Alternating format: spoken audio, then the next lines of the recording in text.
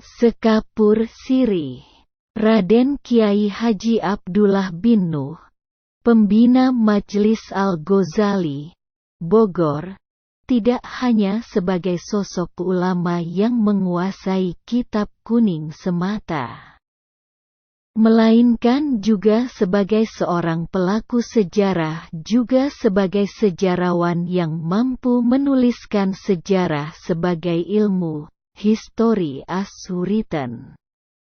Analisisnya bertolak dari fakta atau data yang diangkat dari referensi buku-buku yang di dalamnya membahas sejarah sebagai peristiwa, history as actually happen.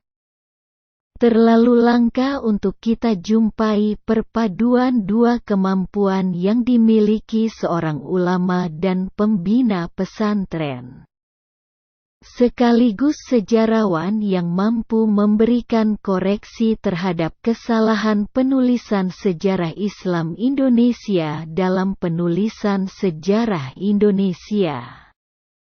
Adalah wajar jika seorang ulama mampu menuliskan Islam sebagai ajaran, seperti masalah fikih atau tauhid. Namun, untuk menuliskan sejarah Islam di Jawa Barat hingga zaman keemasan Banten dan memberikan koreksi kesalahan penafsiran penulisan sejarah masuknya agama Islam ke Indonesia yang telah dituliskan para penulis terdahulu, sangat langka. Ternyata RKH Abdullah bin Nuh memiliki kemampuan dan perhatiannya terhadap penafsiran dan penulisan ulang, reinterpretation and rewrite, sejarah Islam Indonesia sama seperti Haji Agus Salim, Prof. Dr. Buya Hamka, Prof. Osman Ralibi, dan Prof. Dr. Abu Bakar Aceh. Dalam karyanya tersebut, tersirat di dalamnya, RKH Abdullah bin Nuh lebih fokus pada peran kepemimpinan dan jawaban ulama terhadap tantangan zaman. Diperlihatkan dari sisi profesinya, ulama adalah sebagai wiraniagawan atau wirausahawan dan memiliki penguasaan jalan laut niaga. Dari pasar dan aktivitas pemasarannya, ulama membangkitkan generasi baru santri melalui masjid dan pesantren yang dibinanya. Pengaruh lanjutnya dari pasar, masjid, dan pesantren, ulama dan wirausahawan atau wiraniagawan. Bangkitlah kekuasaan politik Islam atau kesultanan. Kemudian lahirlah sekitar 40 kekuasaan politik Islam atau kesultanan di seluruh Nusantara Indonesia. Salah satu di antaranya, Kesultanan Banten yang dijadikan contoh Wali Sunnah Gunung Jati atau Syarif Hidayatullah sebagai pembangunnya. Pada umumnya, dalam menuliskan sejarah Syarif Hidayatullah sebagai salah seorang wali dari Wali Sembilan tidak dituliskan wawasan politiknya, membangun 3 kekuasaan politik Islam di Jawa Barat, Banten, Jayakarta, dan Cirebon. Dikisahkan pula Sultan Babullah dari Kesultanan Ternate memiliki garis keturunan dari Syarif Hidayatullah. Selain itu, dituturkan pula bersama Fathahillah sebagai pembangun Jayakarta, tanggal 22 Juni tahun 1527 Masehi atau 22 Ramadan 933 nama Jayakarta diangkat dari Al-Auran Surah 48/1. Inna fatahna laka fatan mubina. Makna Fatan Mubina adalah kemenangan paripurna atau Jayakarta. Di kemudian hari lebih dikenal dengan sebutan Jakarta. Nama Jayakarta melambangkan rasa syukur kepada Allah atas kemenangannya dalam menggagalkan usaha penjajahan Kerajaan Katolik Portugis di Pelabuhan Kalapa atau Sunda Kalapa. Kedatangannya sebagai pelaksana testamen imperialisme Paus Alexander ke-6 dalam Perjanjian Tordesillas 1494 kisah heroik Wali Sanga memelopori melawan penjajah Kerajaan Katolik Portugis, terlupakan. Wali Sanga lebih banyak dikenang dengan kisah dongengnya. Pergantian nama di atas seperti peristiwa sejarah tanpa makna, hanya mengubah nama Pelabuhan Kalapa menjadi Fatan Mubina atau Jayakarta. Atau Jakarta, tanggal 22 Juni tahun 1527 Masehi atau 22 Ramadan 933 namun 400 tahun kemudian bangkit kembali, Fatan Mubina Jayakarta Jakarta. Dan menjadi nama ibu kota Republik Indonesia pada 17 Agustus 1945, Jumat Legi, 9 Ramadan 1364. Sebelumnya, menjadi nama Piagam Jakarta, 22 Juni 1945, Jumat Kliwon, 11 Rajab 1364 H. Serta dikukuhkan pula sebagai nama Ibu Kota Negara Kesatuan Republik Indonesia, NKRI, tanggal 17 Agustus tahun 1950 Masehi, Kamis Pahing, 2 Zulhijjah 1369 H. Ternyata nama Jayakarta sebagai karya salah seorang wali dari Wali Sanga dan bersumberkan Al-Auran dan terjadi bertepatan pada Ramadan. Nama Fatan Mubina atau Jayakarta sebagai jawaban ulama dan santri melawan keputusan Paus Alexander ke-6 dalam Perjanjian Tordesillas, 1494 m. Yang memberikan kewenangan Kerajaan Katolik Spanyol dan Portugis untuk memelopori penegakan imperialisme atau penjajahan Barat di dunia.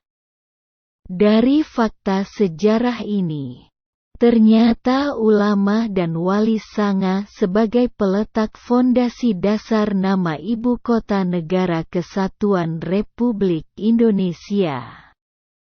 Nama Fatan Mubina atau Jayakarta, setelah proklamasi 17 Agustus 1945, Jumat Legi, 9 Ramadan 1364, puluhan pertama Ramadan, puluhan rahmat, sebagai lambang runtuhnya kekuasaan penjajah Barat, Kerajaan Katolik Portugis, Kerajaan Protestan Belanda, dan sekaligus penjajah Timur.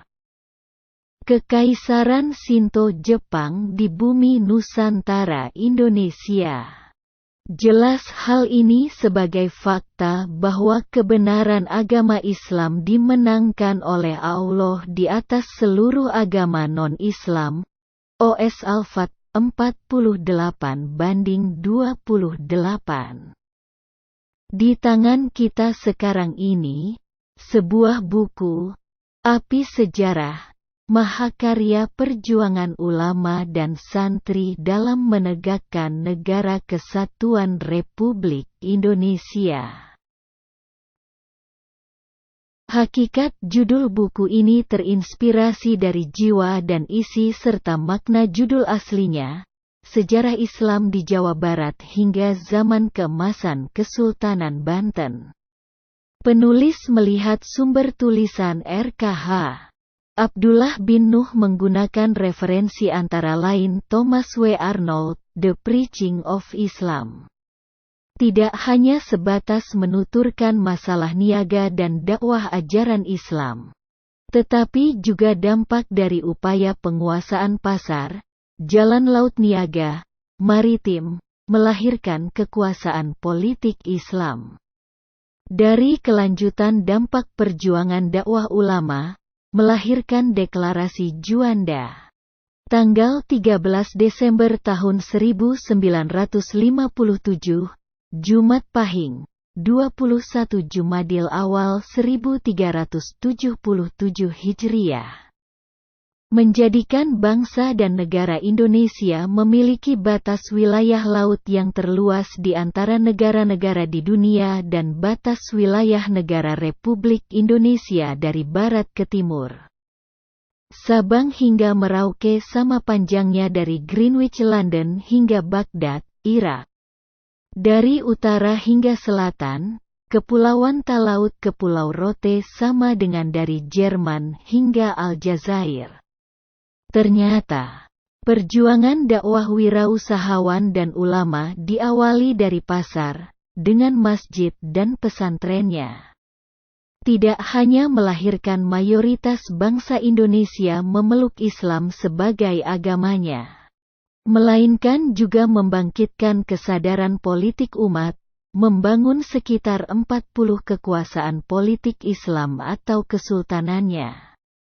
Kelanjutannya tidaklah heran jika pengaruh perjuangan ulama melahirkan proklamasi 17 Agustus 1945, Jumat Legi, 9 Ramadan 1364 Hijriah. Proklamasi bertepatan dengan puluhan pertama Ramadan sebagai puluhan rahmat Allah yang Maha Kuasa. Sebelum proklamator Ir Soekarno membacakan proklamasinya, ia meminta restu dari beberapa ulama terkemuka di Jawa Barat, Jawa Tengah, dan Jawa Timur. Demikian pula ideologi Pancasila dan Konstitusi Undang-Undang Dasar 1945, perumus pertamanya sesudah proklamasi 17 Agustus 1945, Jumat Legi, 9 Ramadan 1364 Hijriah adalah ulama. Wahid Hasjim dari Nahdlatul Ulama, Ki Bagus Hadikusumo dan Mer. Kasman Singodimejo, keduanya dari Persyarikatan Muhammadiyah, bersama pemimpin Islam lainnya, yaitu Muhammad Teuku Hasan dari Aceh. Hasil perumusannya dilaporkan kepada Drs Muhammad Hatta. Kemudian diserahkan untuk disahkan oleh Panitia Persiapan Kemerdekaan Indonesia pada 18 Agustus 1945. Sabetu Pahing, 10 Ramadan 1364 Hijriah. Mungkinkah dasar negara dalam Undang-Undang Dasar 1945 terumuskan menjadi negara berdasar ketuhanan yang Maha Esa, dan ditempatkan pada bab 11 pasal 29 yang berjudul agama, jika perumus pertama setelah proklamasi bukan ulama? Ternyata karena ulama maka bangsa dan negara Indonesia memiliki ideologi Pancasila dan Konstitusi Undang-Undang Dasar 1945. Mungkinkah proklamasi 17 Agustus 1945, Jumat Legi, 9 Ramadan 1364 Hijriah, dibacakan dalam bahasa Indonesia? Jika para wirausahawan dan ulama sejak abad pertama Hijriyah atau abad ke-7 Masehi tidak menjadikan bahasa Melayu pasar sebagai bahasa komunikasi niaga dan dakwah antar wirausahawan atau wiraniagawan di pasar, dituliskan dalam huruf Arab Melayu, bukan dengan huruf Palawa atau Pranagari, kemudian kelanjutannya berubah menjadi bahasa ilmu di pesantren dan bahasa diplomatik, bahasan hubungan kenegaraan antar kekuasaan politik Islam dengan kerajaan-kerajaan lain dalam dan luar negeri. Oleh karena itu, satu-satunya bangsa terjajah di Asia Tenggara yang proklamasinya dengan bahasanya sendiri, bukan dengan bahasa penjajah, hanyalah bangsa Indonesia. Dengan kata lain, hanya karena mahakarya ulama dan santri bangsa Indonesia memiliki bahasa persatuan, bahasa Indonesia, mungkinlah bangsa Indonesia memiliki sangsaka merah putih. Jika ulama tidak membudayakan warna merah putih yang berasal dari bendera Rasulullah SAW, dihidupkan di tengah masyarakat melalui simbol-simbol budaya. Sekapur sirih artinya kapur dan sirih melahirkan warna merah. Seulas pinang artinya jika pinang dibelah, pasti berwarna putih. Demikian pula upacara pengibaran sangsaka merah putih saat pembangunan kerangka atap di bagian suhunan, merupakan bahasa doa memohon syafaat dari Rasulullah SAW. Dibudayakan pula dalam upacara saat pemberian nama bayi atau tahun baru Islam dengan membuat bubur merah putih. Bangsa dan negara Indonesia tidak hanya memiliki bahasa dan bendera, tetapi juga berkat perjuangan ulama menjadikan Indonesia memiliki Tentara Nasional Indonesia, TNI pada tanggal 5 Oktober tahun 1945 Masehi. Jumat Kliwon, 24 Syawal 1364 Hijriah. Ada sementara pimpinan nasional saat itu menolak negara dan bangsa Indonesia punya TNI, mereka ingin negara tanpa tentara. Cukup hanya dengan polisi semata. Mengapa demikian? Karena TNI dibangun dari mantan tentara pembela tanah air peta. Sedangkan 68 batalion, Daidan, mayoritas Daidanco, komandan batalion tentara peta adalah ulama. Keinginan penentang pembentukan Tentara Keamanan Rakyat IKR atau TNI di atas oleh Letnan Jenderal Urip Sumoharjo dijawab, aneh suatu negara zonder tentara. Konsolidasi selanjutnya, Sudirman mantan Daidanco, dan Yon tentara peta Purwokerto dan guru Muhammadiyah, diangkat menjadi Panglima Besar. Selain itu, jawaban ulama terhadap Makloemat X tanggal 3 November tahun 1945 dalam waktu relatif singkat hanya 4 hari sesudahnya, lahirlah Partai Islam Indonesia Masumi, tanggal 7 November tahun 1945.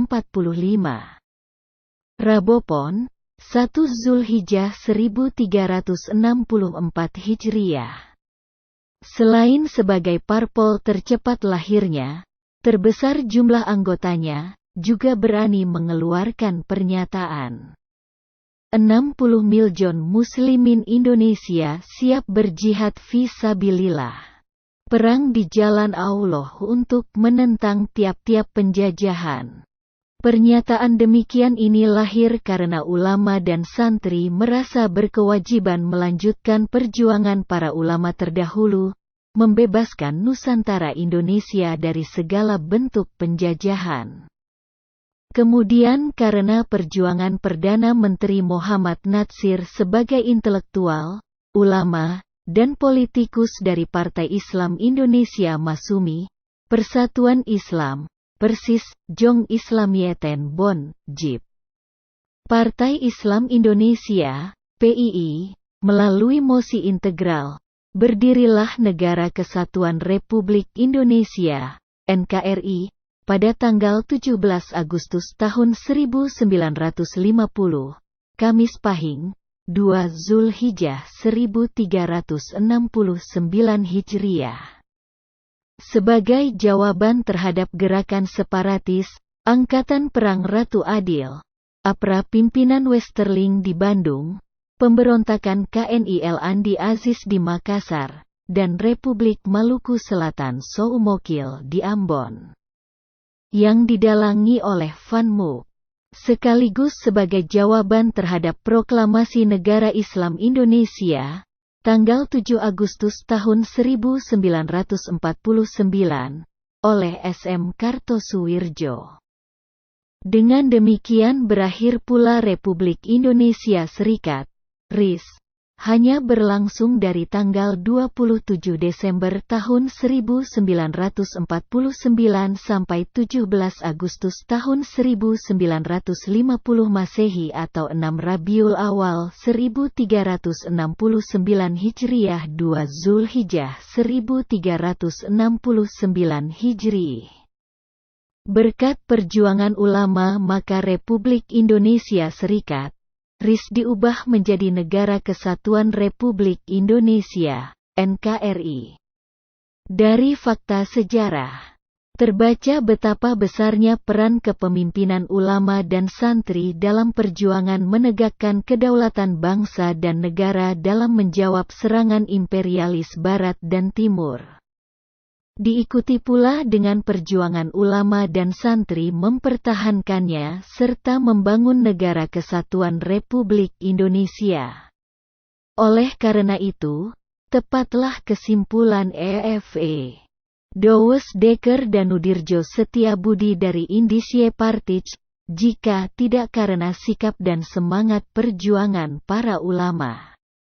Sudah lama patriotisme di kalangan bangsa kita mengalami kemusnahan. Bagaimanapun wujud suatu karya tulis dari seorang penulis sejarah, dengan segenap kekurangan dan kelebihannya, sangat patut untuk dihormati. Perbedaan karya penulisan sejarah memberikan gambaran dinamika dan kayanya ilmu sejarah.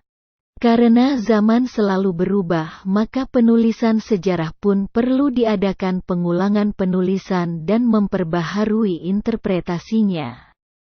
Mengapa? Karena perjuangan ulama dan santri pun berubah dalam menjawab tantangan zamannya yang selalu berubah. Karya sejarah dari tulisan RKH Abdullah bin Nuh perlu dihadirkan kembali kepada para pembacanya. Tidak dengan dituliskan kembali secara utuh sama dengan yang lama, sebatas Kesultanan Banten. Melainkan penulis hadirkan dengan melengkapi faktanya, disertai dengan penafsiran baru, serta diperluas batasan waktunya. Dengan nawaitu penulis yang demikian, hadirlah buku ini menjadi api sejarah. Mahakarya perjuangan ulama dan santri dalam menegakkan Negara Kesatuan Republik Indonesia. Dalam penulisan ejaan, penulis masih menggunakan 3 macam ejaan. Untuk peristiwa sejarah yang terjadi hingga 1947 penulis menggunakan ejaan Opuisen. Kemudian dari tahun 1947 sampai tahun 1972 penulis menggunakan ejaan Suwandi. Sedangkan dari 1972 hingga sekarang, menggunakan ejaan yang disempurnakan, EYD.